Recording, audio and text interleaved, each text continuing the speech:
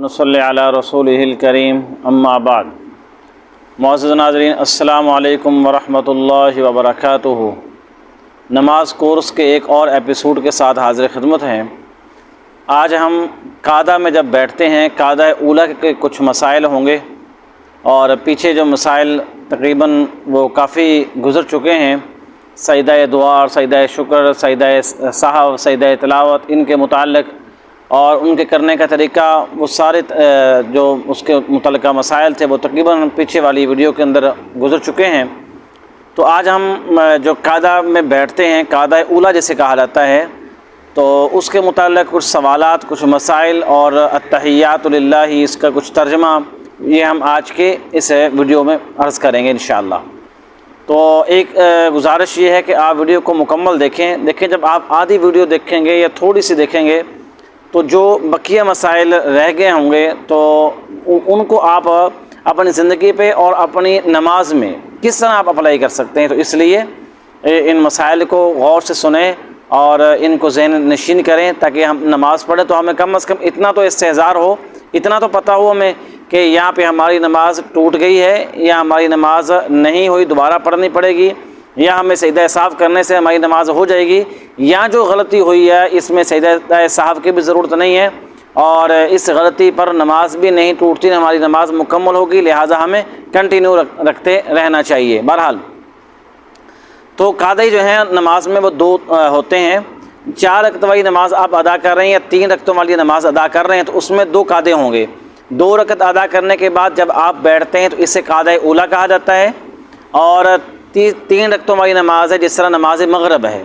اور اس طرح وتر ہے تو وہ بھی 3 ہوتے ہیں، تو اس میں قاعدہ اخیرہ جو ہے وہ تیسری رکعت کے بعد ہوگا، تو تیسری رکعت میں قاعدہ اخیرہ ہوگا۔ اس طرح 4 رکعتوں والی ہے تو پھر اس میں قاعدہ اخیرہ جو ہے وہ چوتھی رکعت میں ہوگا، اور قاعدہ اولیٰ جو ہے وہ پہلی 2 کے بعد ہوگا۔ تو ہماری جو گفتگو کا موضوع ہے آج، وہ قاعدہ اولیٰ کے متعلق ہے، جس میں ہم بیٹھتے ہیں، 2 رکعتیں پڑھ لینے کے بعد ہم بیٹھ جاتے ہیں، تو اس کے متعلق یہ گفتگو ہوگی انشاءاللہ۔ تو اس سے پہلے ایک اور بھی گزارش ہے کہ جو سنتیں ہیں، سنت مؤکدہ جو پڑھی جاتی ہیں، سنت مؤکدہ کا مطلب ہے تاکید کی ہوئی سنتیں،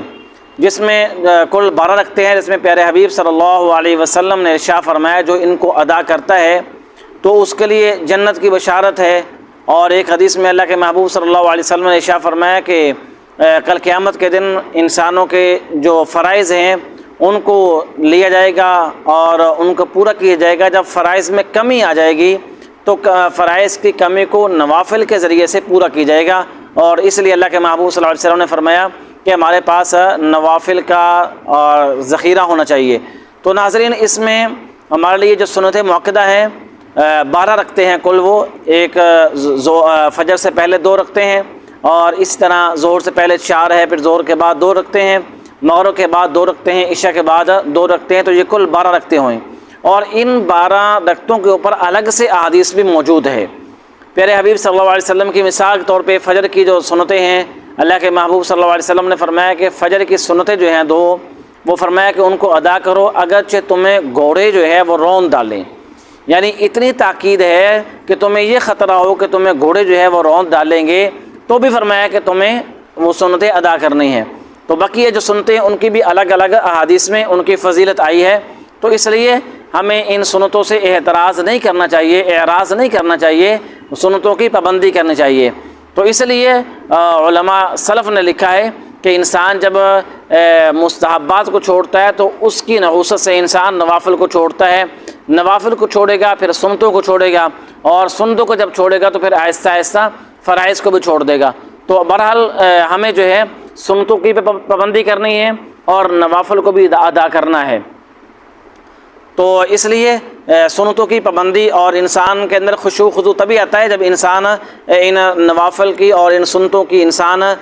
جب کثرت کرتا ہے، تو اس سے پھر کیا ہے، فرائض کے اندر جان پیدا ہوتی ہے، فرائض کے اندر اس میں انسان کے اندر نکھار آتا ہے، فرائض کے پڑھنے میں انسان کو لطف آتا ہے، اور اس کے پڑھنے میں انسان کو نورانیت آتی ہے، اور اس کے پڑھنے میں انسان کو ایک طرح سے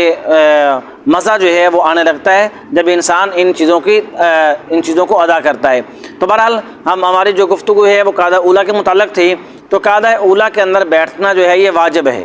قاعدہ اولا کے اندر آپ 2 رکعتوں والی نماز پڑھ رہے ہیں یا 4 رکعتوں والی، 2 رکعتوں والی ہیں جس طرح نماز فجر ہے، تو وہاں تو قاعدہ اولا یا قاعدہ اخیرہ تو وہی ہے، وہاں تو وہ بیٹھیں گے ہی بیٹھیں گے۔ اور اگر 3 رکعتوں والی نماز ہے یا 4 رکعتوں والی نماز ہے تو اس میں قاعدہ اولا کے اندر بیٹھنا جو ہے یہ واجب ہوتا ہے۔ نمبر 2 التحیات للہ، یہ پڑھنا بھی واجب ہے۔ اور اگر کوئی صاحب جو ہے وہ قاعدہ اولا میں بیٹھ تو جاتے ہیں لیکن التحیات نہیں پڑھتے تو یاد رکھنا التحیات کو چھوڑ دیا ہے تو آخر میں سجدہ سہو کرنا ہوگا۔ اگر التحیات بھی نہیں پڑھی اور سجدہ سہو بھی نہیں کیا تو ناظرین پھر نماز نہیں ہوگی، نماز کو دہرانا لازم ہوگا۔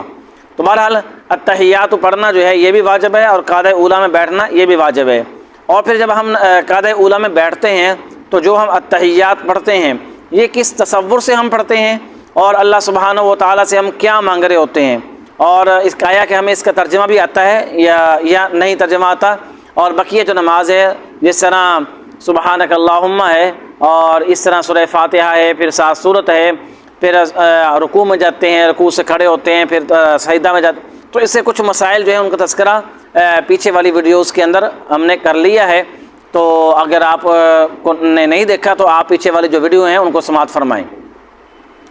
تو اب جب آپ بیٹھیں گے تو یہاں پڑھیں گے التحیات۔ اب اس کا تھوڑا سا ترجمہ ہم کر لیتے ہیں۔ التحیات للہ والصلوات والطیبات السلام علیک ایھا النبی ورحمۃ اللہ وبرکاتہ، السلام علینا وعلی عباد اللہ الصالحین، اشہد ان لا الہ الا اللہ واشہد ان محمدا عبدہ ورسولہ۔ ناظرین یہ التحیات ہے، اس کا ایک جز ایک کلمہ بھی کہیں بھی آپ نے اس کو مسٹیک کر دیا، چھوڑ دیا جلدی کی وجہ سے تو آپ کی نماز نہیں ہوگی۔ جی التحیات للہ، تمام کی تمام قولی تعریفات، فعلی تعریفات، جو قول کے ذریعے سے جتنے بھی تعریفات ہیں وہ ساری کی ساری التحیات للہ وہ اللہ سبحانہ و تعالیٰ کے لیے ہے۔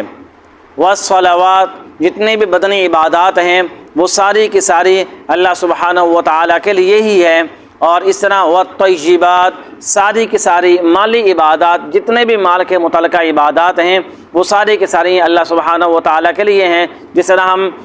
سورہ فاتحہ میں پڑھتے ہیں ایاک نعبد، اے اللہ ہم تیری ہی عبادت کرتے ہیں، تو یہاں بھی وہی ہے کہ ساری کی ساری قولی عبادات جو ہیں اور اسی طرح جو بدنی عبادات ہیں، مالی عبادات ہیں، وہ ساری کی ساری اللہ سبحانہ و تعالیٰ کے لیے ہیں۔ ان عبادات میں کوئی اور اس کا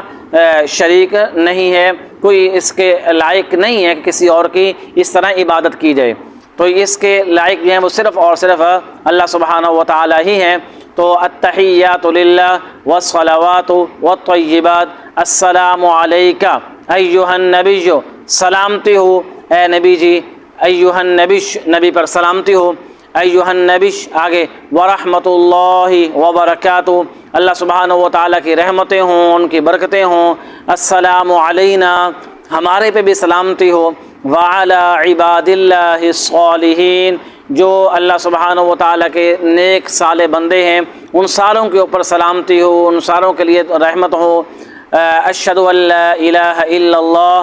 میں گواہی دیتا ہوں کہ اللہ سبحانہ و تعالیٰ کے سوا کوئی معبود نہیں ہے۔ واشہد ان محمدا عبدہ ورسولہ، میں گواہی دیتا ہوں کہ محمد صلی اللہ علیہ وسلم اللہ کے بندے اور اس کے رسول ہیں۔ جی ناظرین، یہ التحیات للہ کا ترجمہ ہے۔ تو ہم جو ہے اس استحضار کے ساتھ ہم پڑھیں کہ ہم اللہ سبحانہ و تعالیٰ سے یہ عہد و پیمان کر رہے ہیں کہ باری تعالیٰ ساری کی ساری ہماری عبادات جو ہیں، ہماری جتنی بھی توانائیاں ہیں، ہماری جستجو ہیں، ہماری کوششیں ہیں، وہ اللہ سبحانہ و تعالیٰ آپ کے لیے ہیں، آپ ہمیں توفیق عطا فرمائیں۔ تو اس کے اندر ایک بات کا لحاظ رہے کہ یہاں پر یہ ایک تو درود شریف ہے جو آگے آئے گا، جو ہم التحیات للہ کے بعد پڑھتے ہیں، اللہم صلی علی محمد، وہ درود شریف ہے، اور صلاۃ و سلام جسے کہا جاتا ہے وہ یہ ہے التحیات للہ والصلوات والطیبات۔